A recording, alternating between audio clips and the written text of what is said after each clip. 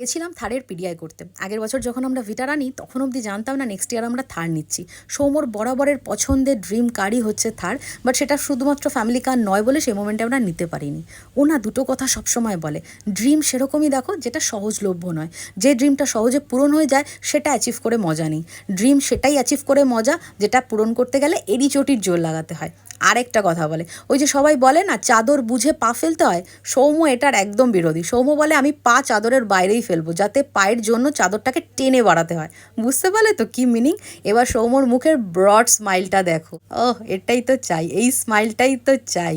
এটা দেখে মানে একটা স্বস্তি পাই, মানে না ও খুশি, হ্যাপি, ও ড্রিমটা পূরণ করতে পারে। আর ও চেয়েছিল ছেলের হাত দিয়েই এই চেকটা দিতে, সেই জন্য ও ছেলের হাত দিয়েই দিল। সবটুকু ফর্মালিটিস আমাদের কমপ্লিট হয়ে গেছিলো, এবার হচ্ছে বাড়ি ফেরার পালা। একদম সৌম্য খুব খুব খুশি, ও চেয়েছিল ছেলেকে এই গিফটটা দিতে বার্থডের জন্য, তাই আমরা খুব তাড়াতাড়ি করে ওর বার্থডের আগে এটা করেছি।